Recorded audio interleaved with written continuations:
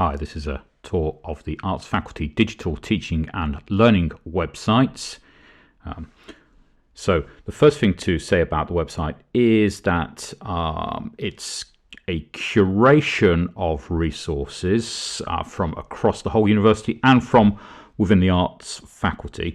Resources, guides, videos, and also links to support, so people who can actually come along and help in the transformation of teaching and learning with digital technologies.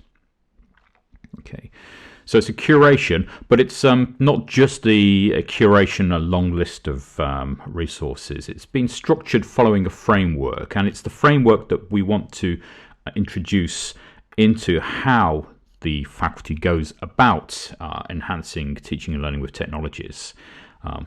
Okay, so it's a framework that is adapted from the common design processes that are used to effectively achieve transformations.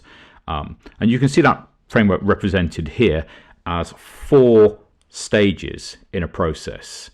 We have content, support, activities, all kinds of stuff. There's going to be events as well in each of these 4 stages: defining, blueprinting, building, operating. What we're trying to do in curating all of this is in part to make all those resources more usable, more easily accessed in the right way at the right time in this process, but also to in a longer term influence the creation of those resources by the services around the university that are responsible for that, to try to make them more aligned with the needs, the values and the culture of the faculty. So we've got a very clear statement here on the homepage about the kinds of things we're aiming to do. So the reasons for enhancing teaching and learning, and the reasons obviously then for using technology. So improving well-being for students and staff, inclusivity, equality of opportunity, sustainability, community, decolonized and relevant curriculum, appropriately designed assessment, which is going to be a big thing that runs across all of this site, and the activities that happen within this framework, creativity and the arts, responsive teaching, peer learning, lifelong learning, simple and efficient administration, student voice, and there's a lot more as well. So these are the things that we're aiming towards, and these themes appear across everything that we do. It's also not a website in isolation. You can use this as an individual and to browse it to find useful information, but it's also going to work really well with groups of people, with the community. So we have to go alongside this, and it will become more prominent as things develop, a team space for digital teaching and learning for the arts faculty community.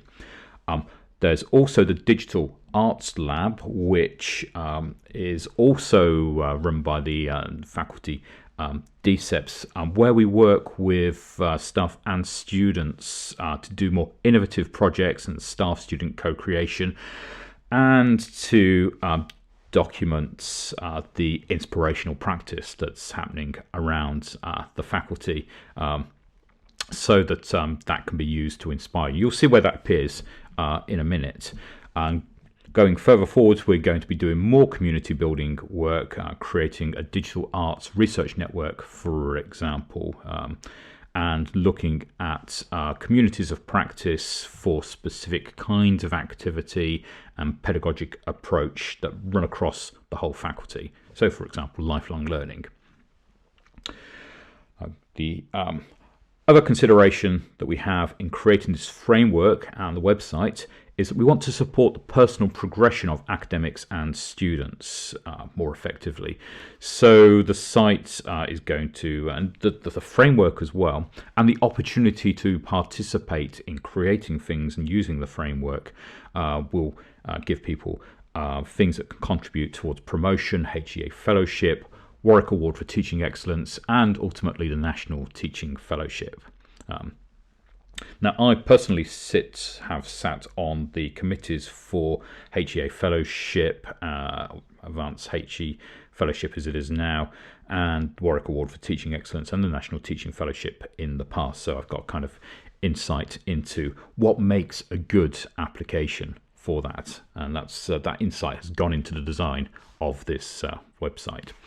Also for students, there's a lot here for them if they're interested in getting involved in co-designing or careers in technology, teaching, design thinking, developing their own learning practices. There's going to be plenty in here, plus a Teams channel where they can go and advertise their skills, and academics can recruit students to help them with this work, to be paid as well, so to do paid work. So let's have a look at the framework and the 4 stages and what we've got for each of those stages in a little bit more detail. Going into defining, first of all, we have a reflection space, which has activities, resources that help you to think about your teaching and learning, especially in relation to those goals that we talked about on the homepage, the values, the things we're after, like well-being and decolonisation, etc. So things that can help you to think about and set your goals, work out what you want to do. Also, so that's reflecting on your own practice, but also getting inspired by other people's practice and the examples, and the brilliant digital pedagogy library that's being built by a student project at the moment feeds into that. So lots of inspiring stuff from within the faculty and beyond. And then a sandbox space. Now we're going to be running events online and on campus where you can come along with an expert and be guided through using a technology and play with it and get ideas on how you might use it. So for example, virtual reality. So that's going to be a really interesting live thing to do in a community around playing with those tools and technologies. And also there will be an archive of recordings. So there's some on there already. There's a recording of me talking about how I use Miro in teaching. We'll be expanding that significantly because it's good to play with things. It's good to get your hands on them and actually feel what they're like for real. So with ideas about what you want to achieve defined, your goals identified, we can go on to the next stage, which is blueprinting. So blueprinting is actually specifying in detail what you're going to build, how you're going to configure it, what resources you're going to put in there, etc.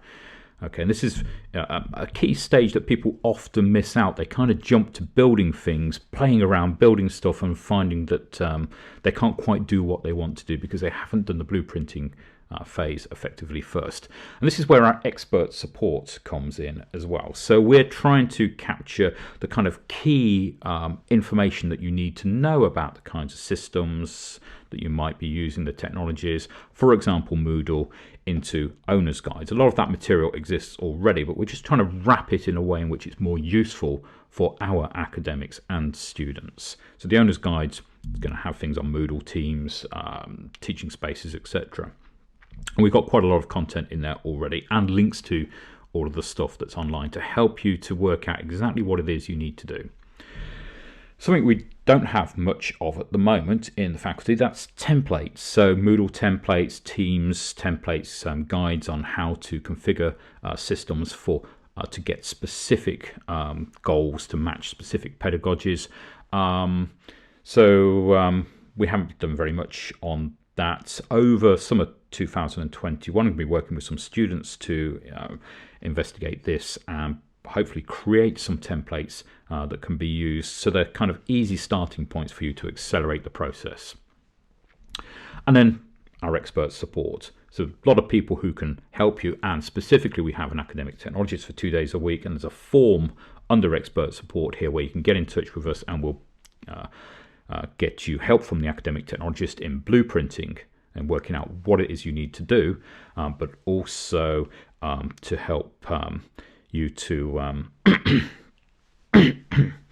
identify any problems that you may have and just to be forewarned about the issues you need to consider. Okay, so we've defined what you want to do.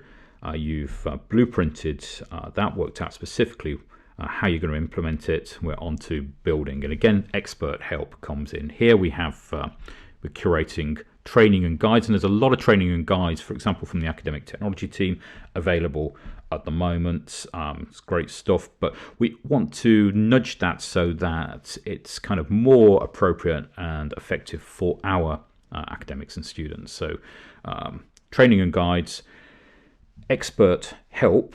Again, our academic technologist and others are there to help you with the building process. That we don't have any resource to actually do the building for you, for example, to create your Moodle space. They can work with you on that and point you to training that you might need and just give you advice. But we don't have a big resource for actually implementing things. What you might want to do, though, is think about hiring students to do some of the work for you, and we're trying to get in place a more coherent process for students to share their skills with us. We've got a Teams channel, and we're going to invite students to advertise their capabilities there, and staff can go in and recruit students to do work for them. The hiring students page in here contains advice, good practice on how best to do that. So finally, on to operating. You've defined, you've blueprinted, you've built it, and now you're operating this with students in teaching and learning live, asynchronously or synchronously. Something you probably need to do is subscribe to the channel in Teams to get advance warning on any problems that might be coming along, any changes, but also any opportunities. So that's a good thing to do. And so we do have links there to accessing IT support and AV services. But I would recommend that everybody reads this bit of advice, this series of steps here to go through to solve your problem faster, to get to the right kind of help as quickly as possible. Okay, that includes if you do contact IT support, and that goes through to the academic technology service, for example, how to describe your problem and what you're trying to do more clearly to them, so that they can help more effectively. And this has been created based upon the experiences of the IT support people, what they've told us about how you can help them to help you more effectively. So there we go, defining, blueprinting, building and operating, the 4 steps there, going back to our homepage. So this is just the start. We're going to be identifying gaps and improvements and working with people, creating communities, running events, etc., to really expand upon what we can achieve in the faculty together. Thank you.